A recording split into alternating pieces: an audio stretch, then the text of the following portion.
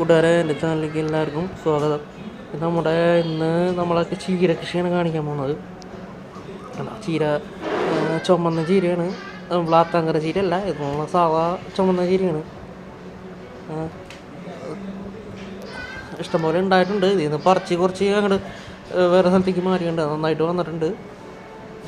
ഇത് ഞാൻ പറിക്കാണ്ട് തന്നെ അവിടെ തന്നെ വെച്ചാണ്. അതിൻ്റെ പേരിലാണ് ഇങ്ങനെ പൊക്കം വെച്ച് പോയി, നീളം വെച്ച് പോയതാണ്.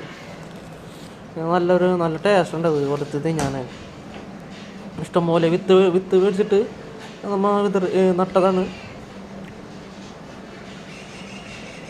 ചെറിയൊരു പോർഷനിൽ മണ്ണ് കൂട്ടിയിട്ടിട്ടേ ചെറിയൊരു പോർഷനിൽ മണ്ണ് ബെഡ് നിർത്തിയിട്ട് അതിന് ഇടകലത്തിൽ നട്ടേക്കണ പച്ചച്ചീരയുണ്ട്.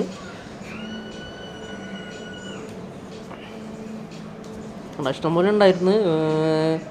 കുറച്ചൊക്കെ നമ്മൾ വീട്ടിൽ വളർത്തി, പിന്നെ അയൽവക്കക്കാർക്കും ബന്ധുക്കാർക്കൊക്കെ കുറച്ച് ഇഷ്ടം കൊടുത്ത് അങ്ങനെയാണ്. ചീരയ്ക്ക് പ്രത്യേകിച്ച് വളങ്ങളൊന്നും വേണ്ട, എന്നാലും ഞാൻ ചാണകപ്പൊടിയും എല്ലുപൊടിയൊക്കെ കൊടുത്തിട്ടുണ്ട്. പിന്നെ ഗോമൂത്രം ഒഴിച്ച് കൊടുത്തിട്ടുണ്ട്.